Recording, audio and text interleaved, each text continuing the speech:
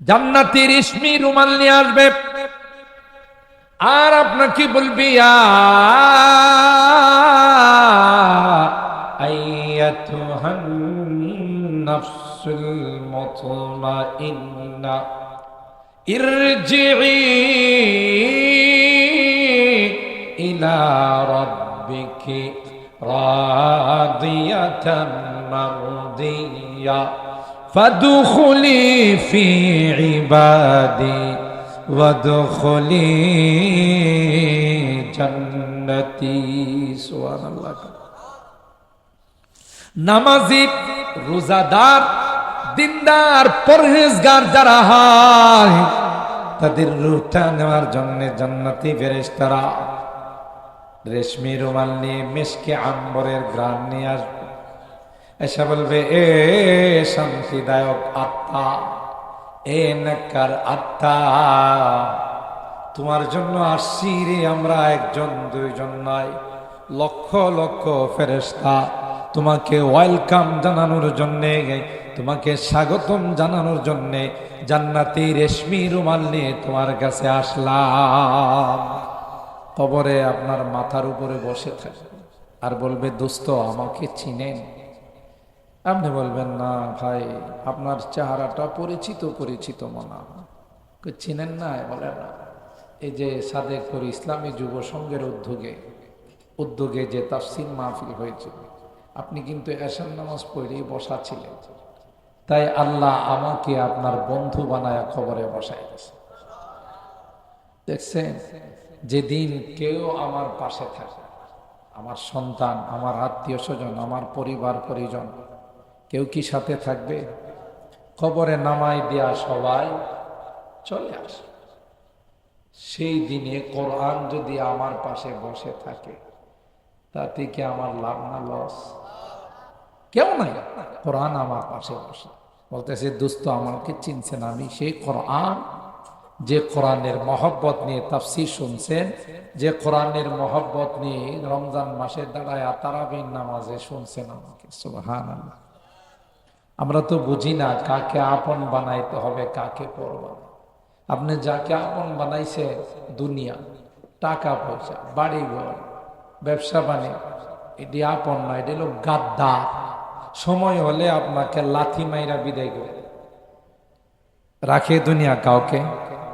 সময় যখন হয় দুনিয়া তখন বলে, যা, বিদায় হয়, তোর পরিবর্তে আমি আরেকজনের সাথে সম্পর্ক করব, ঠিক কিনা? রাখে। কিন্তু যার সাথে সম্পর্ক রাখলে আমার আপনার লাভ, কাছে আসবে, তা হলো আল কোরআন। বলুন কি? আল কোরআন। এ কোরআনে কারীম দুনিয়াও আমার জন্য কল্যাণকর ও উপকারী, পরকালও, কবরেও, সব জায়গাতে আমার জন্য উপকারী, ঠিক কিনা বলেন? আচ্ছা, আমরা কি চিরকাল দুনিয়াতে থাকবো? আমার সাথে একটু কথা বলেন, তাফসীর মাহফিল তো, আর যদি কথা না কোন আমি মনে করবো যে আপনারা রাগ করছেন, আর যদি কথা কন তাইলে কথা মনে করবো না যে রাগ করছেন, খুশি, এই কথা মনে করবেন তো। একটু কথা না, চুপচাপ বসে থাকবেন। আমরা প্রথমে ছিলাম রূহের জগতে। কোন জগতে? সব আদম সন্তান, ইহুদি, মুশরিক, কাফের, বেঈমান, মুসলমান, সবাই ছিলাম আমরা রূহের জগতে।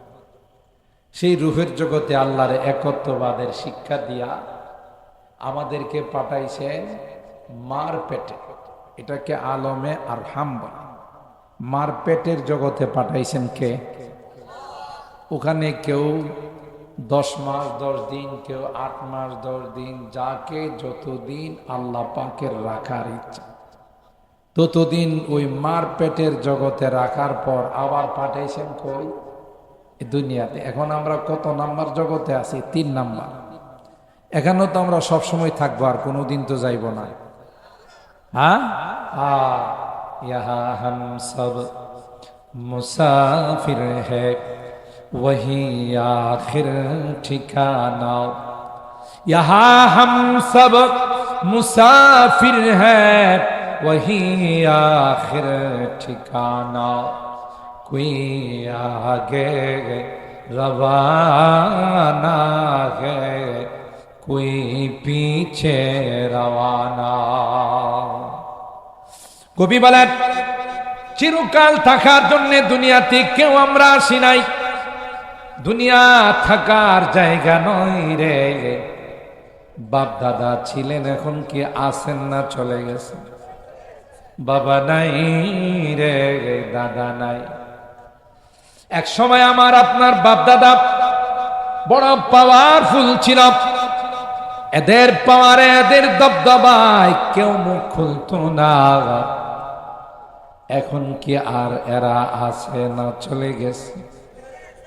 এখন তাদের জায়গায় আমি আর আপনি। একটা সময় আসবে যেই সময়ে আমরাও থাকব না, আমাদের পোলা ভাই, আমাদের পরবর্তী প্রজন্মের যারা, তারা আমাদের জায়গায় আসবে। এরাও থাকবে না, এদের পরবর্তী যারা, তারা আসবে। এই জন্য কবি বলেন ইহা হাম সব মুসাফির হ্যায় ওহি আখির ঠিকানা, কোই আগে রওয়ানা হ্যায় কোই পিছে রওয়ানা। সুবহানাল্লাহ। তাহলে আগে আর পরে দুনিয়া ছাইরা আমাদের যাইতে হবে কোথায়? বলেন না কোন জগতে? কবরের জগৎ। দুনিয়ার পরের জগতের নাম কি?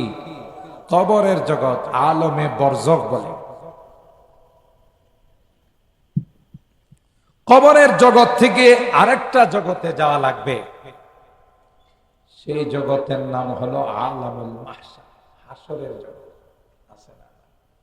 তাহলে জগৎ কয়টা হলো? এক নম্বর হলো রুহের জগৎ, দুই নম্বর হলো মার পেটের জগৎ, তিন নম্বর হলো দুনিয়ার জগৎ, চার নম্বর হলো কবরের জগৎ, পাঁচ নম্বর হলো হাসরের জগৎ। সুবহানাল্লাহ। আমরা এখন তিন নম্বরে আছি, যাব কয় নম্বরে? চার নম্বরে যাব, তাই না? চার নম্বর জগৎটা আলাদা কোনো জগৎ না। এই জগৎ যেরকম হবে, চার নম্বর জগৎ সেরকম। এই জগৎটা যার সুন্দর হবে, কবরের জগৎটা তার সুন্দর। এই জগৎটা যার অসুন্দর হবে, বিশ্রী হবে, কবরের জগৎটাও ভয়ঙ্কর। এক কথা শেষ। আমল সে बनती है जन्नत भी जहन्नम भी, ये खाकी अपनी फितरत में ना नारी है ना। কবরের জগৎ আলাদা কোন জগৎ না। আপনার আমল যেরকম হবে, কবরের জগৎ সেরকম। ঠিক কিনা বলি? দুনিয়ার জিন্দেগিটা নেককার জিন্দেগি হবে, দুনিয়ার জিন্দেগিটা আমলদার জিন্দেগি হবে, দুনিয়ার জিন্দেগিটা সুন্দর হবে, সুন্নতের রঙে রঙিন হবে। ও ভাই, ফেরেশতারা যখন রূহটা নেওয়ার জন্য আসবে, যেহেতু আপনি কারে খুশি করছেন? আল্লাহকে। কাকে? আল্লাহকে যেহেতু খুশি করছেন, আল্লাহ আপনার উপর যেহেতু রাজি হয়ে গেছে, সুতরাং জান্নাতি ফেরেশতারা দলে দলে আসবে আপনার রূহটা নেওয়ার জন্য। জান্নাতি রেশমি রুমাল নিয়ে আসবে, আর আপনাকে বলবি আইয়াতুহান নাফসুল মুতমাইন্না ইরজিই ইলা রাব্বিকি রাদিয়াতাম মারদিয়া ফাদখুলি ফি ইবাদি ওয়াদখুলি জান্নাতি। সুবহানাল্লাহ।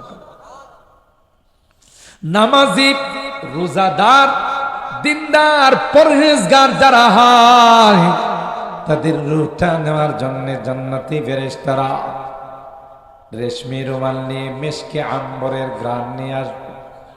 এসে বলবে, এ শান্তিদায়ক আত্মা, এ নেককার আত্মা, তোমার জন্য আসছি রে আমরা, একজন দুইজন নয়, লক্ষ লক্ষ ফেরেশতা তোমাকে ওয়েলকাম জানানোর জন্য তোমাকে স্বাগতম জানানোর জন্যে জান্নাতি রেশমি রুমাল নিয়ে তোমার কাছে আসলাম। দেখছে কি নিয়ে আইছে? জান্নাতি রেশমি রুমাল। কারা? জান্নাতি ফেরেশতা। আয়েশা কি কয়? ইয়া আইয়াতুহান নাফসুল মুতমাইন্না, এ শান্তিদায়ক আত্মা, এই নেককার আত্মা, আসুন আসুন, স্বাগত, আপনাকে ওয়েলকাম, আপনাকে সুস্বাগত। কেন? আপনি বড় নেককার ছিলেন, 5 ওয়াক্ত নামাজ জামাতের সাথে আদায় করছেন, রমজান মাসে রোজা রাখছেন, আল্লাহর হুকুমের বাহিরে কিছু করেন নাই, এই জন্য আল্লাহ আপনার উপর রাজি, আপনিও আল্লাহর উপর রাজি। আচ্ছা বলুন তো দেখি, আল্লাহ যদি কার উপর রাজি হয়ে যায়, এর কোনো সমস্যা আছে? কে রাজি? সুবহানাল্লাহ। আল্লাহ যার উপর রাজি হয়ে যায় তার কোনো রকমের কোনো সমস্যা নেই। আল্লাহ বলবেন ওয়ালাকুম ফিহা মা তাশতাহি আনফুসুকুম ওয়ালাকুম ফিহা মা তাদউন। এ বান্দা, তুমি যা চাবে তোমাকে তাই দাও। সুবহানাল্লাহ। তোমার আর কোনো কষ্ট হবে না। জান্নাত এমন জায়গা, যেই জায়গাতে কষ্ট বলতে কিচ্ছু নাই।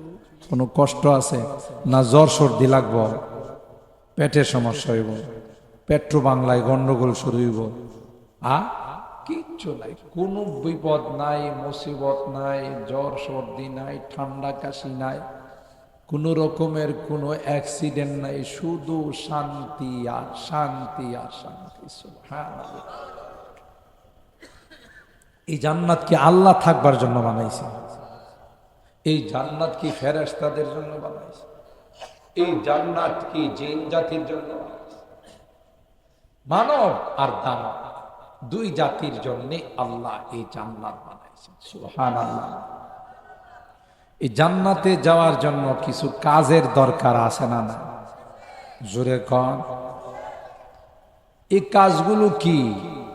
নামাজ পড়া, রোজা রাখা, টাকা পয়সা হলে হজ করা, যাকাত দেওয়া, ঠিক না? আল্লাহর হুকুমগুলো মেনে চলা, নিষেধগুলো বর্জন, যেগুলো আল্লাহ না করছে এটি করা যাবে, যেগুলো আল্লাহ করতে বলছেন সেগুলো করা, এটার নাম ওই জান্নাতে যাওয়ার পুঁজি। সুবহানাল্লাহ বলে। একেবারে সহজ জান্নাতে যাওয়া। আমরা এটারে কঠিন বানাই ফেলাইছি। আর ধোঁকাবাজ শয়তান তো আমাদের পিছনে আছে, আছে না?